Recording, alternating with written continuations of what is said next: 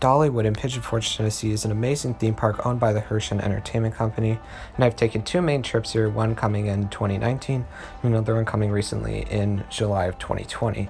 Now, my 2019 visit wasn't the best, and Lightning Rod was closed, so I wanted to wait until my recent visit to make this list, and the park has 9 roller coasters, and they have a really solid collection, so today I'll be ranking them. This is just my opinion. You can feel free to disagree, but let's get right into the list. Alright, so coming in at the number 9 spot is going to be Whistlepunk Chaser, and of course this is coming in last because it is just a kiddie coaster.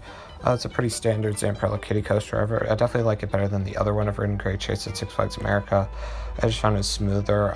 It did have a little bit of roughness at the bottom of the drop, but it definitely was, overall it's pretty smooth. But it's overall just a pretty decent kiddie coaster. It goes around 3 times. I like how it's some cool theming. But in general, you know, it is just a kiddie coaster, so it's nothing special. Alright, so number 8 is going to be the B&M Wing Coaster Wild Eagle. Now, I rode this in 2019, and I thought it was okay. But in 2020, this ride was definitely a lot worse. I found the restraints were actually a lot tighter than I remember.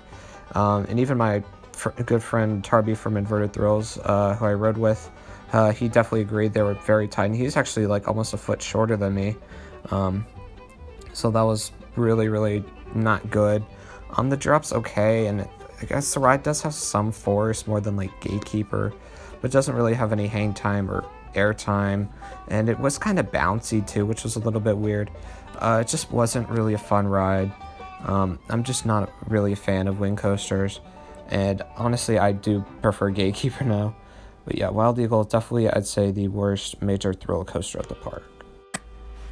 Alright, so number 7 is going to be Blazing Fury. Now, this is the dark ride sort of coaster hybrid. It's actually the oldest coaster in the park. It opened up back in 1978, and it's pretty similar, from what I know, to Fire in the Hole at Silver City, just without the final splashdown. It is pretty fun. It has some scenes, which are pretty cool, like, you know, like a western town is on fire, and they have to, like, put it out and whatnot. And it's actually a pretty long ride, too. It lasts, like, 3 or 4 minutes. And it actually has some pretty cool, fun coaster sections that are sort of in the dark. And because the restraint's sort of kind of just a buzz bar, you actually get some pretty good airtime.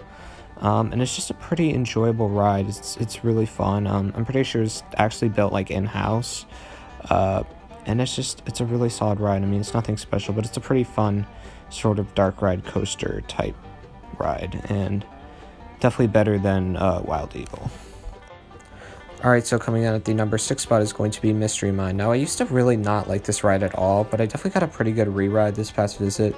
This is the Kurosawa Eurofighter. I'm pretty sure this was actually the first one in the US. And it's decent. It has some really cool theming. The pre-lift is pretty fun before that first lift hill. There's definitely some cool theming there, and then you go up that first vertical lift. The section after the first drop, and the first drop itself is not really too great. It's kind of just some weird turns that are just kind of strange and not too good.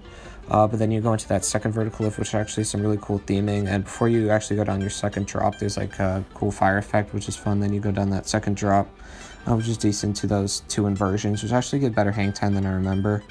And you go into the brake run. So it doesn't have the best layout. But it's okay. It was definitely smoother than I remember, and I also kept my head forward, so that definitely helped. It definitely is not as bad as I used to think. This used to be like my second least favorite ride in the park, so it's better than that, but it's still not too great. But overall, it's a fun ride. I like the theming. I like the hang time. I like the soundtrack is great, and it's overall a pretty fun ride, but nothing too special.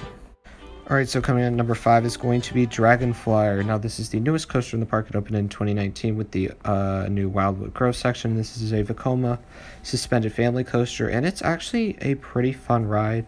It actually gives some pretty good positives on some of the turns. I actually did start to definitely feel some of those in my feet. Nothing too much, but for a family coaster, it's pretty good. You get some pretty good whip on that drop in the first turn. I like you get really close to the water. You feel like you can almost kick it. It gives a decent ride duration. Actually gets some pretty good pops of airtime. There's one towards the end of the ride, which actually definitely jolts you out of your seat a little bit. The restraints are pretty good. It's a smooth ride. I like the color scheme. It's very photogenic. it's a nice relaxing family coaster. Nothing too crazy, but definitely a good hint at I think what some of the newer Vekomas can do. This is one of the few that we really have in the United States, along with like Freedom Fly, which is another ride that's the same model. But overall, it's just a solid family coaster, and it was definitely a good addition to the park. Alright, so number 4 is going to be Fire Chaser Express, and this ride is actually pretty underrated. It is a multi-launching Gerstlauer family coaster, and it's really fun. It has 2 pretty fun launches. It has a forwards and a backwards launch. The backwards launch is actually really, actually gives a little bit of force, actually. This ride has some good airtime, some good laterals. It's decently aggressive, actually, at points. The theming is cool, just like in the area. The trains look cool. They play like a little spiel before you launch. Of course, there's that section right before the backwards portion where there's like fireworks everywhere, and there's like actual fire, and there's like smoke as you launch out, which is just really fun. And it's a pretty long ride. I love like all the rock work and fountains. It even has a lift hill in the middle of the ride. Just a really great family coaster overall. It's really smooth, and it's just a really fun and underrated ride. And I definitely enjoyed Fire Chaser Express quite a bit. Alright, so number 3 is Tennessee Tornado. Now this is the Aerodynamics custom looping coaster at the park, and this was the last one that they ever built. It was designed by the legendary Alan Schulke, who also designed X2 and many of the Rocky Mountain construction coasters.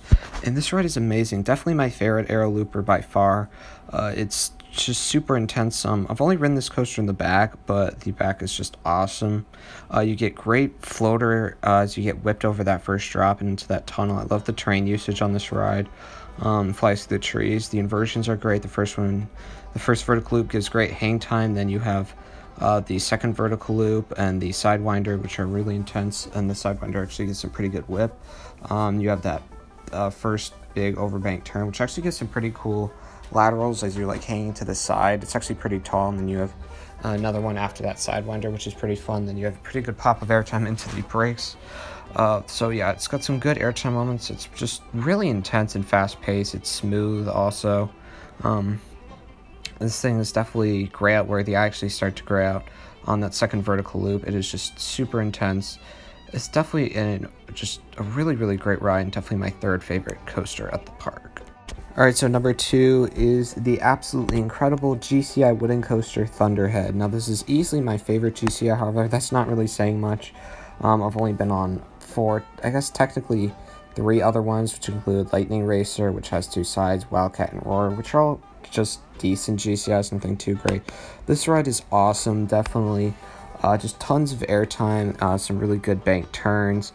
It is just a non-stop, relentless ride. It keeps throwing elements at you. Very action-packed. It's got an awesome drop. Great terrain setting. Definitely great twister sections. Great airtime sections as well. It's got a station flyby. It's a super long ride. It's actually pretty smooth.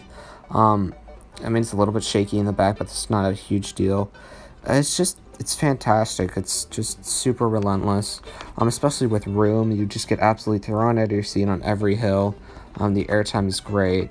Definitely my 3rd favorite wooden coaster. It's just a really, really great ride. Probably one of the better GCIs, and just awesome. Definitely recommend Thunderhead. It's definitely the 2nd best ride in the park. And of course, coming in at the number 1 spot, this is a pretty easy pick. It is Lightning Rod.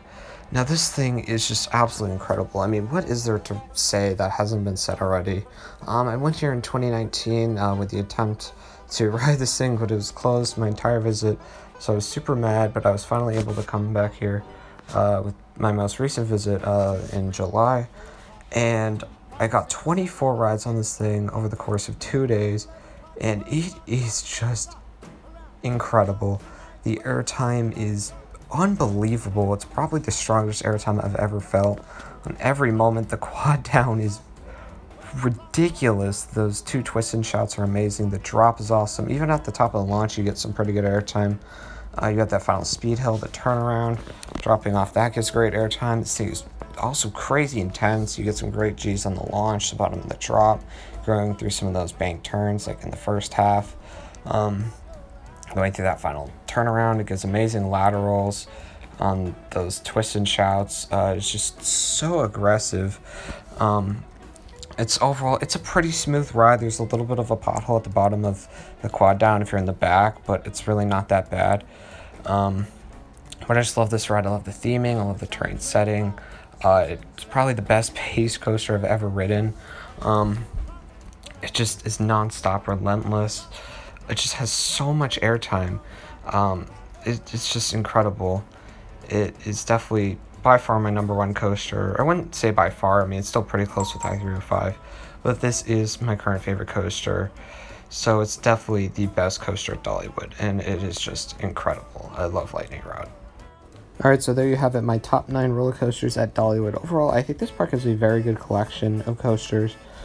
They have a pretty good quantity and quality, and the variety is pretty good. Overall, this is just a great park in general. I definitely had a better experience here this time than last time. Mainly, I think, because I wasn't stressed about Lightning Rod being closed. But yeah, it's definitely one of my new favorite parks, and they just have a really good coaster collection in general. Alright, so that is my top 9 coasters at Dollywood. But what are your favorite coasters in the park, and how would you rank all the coasters here? Make sure to leave all those thoughts down in the comment section below. And as always, make sure to leave a like on this video and subscribe for more coaster content coming soon. And I'll see you guys later. Bye.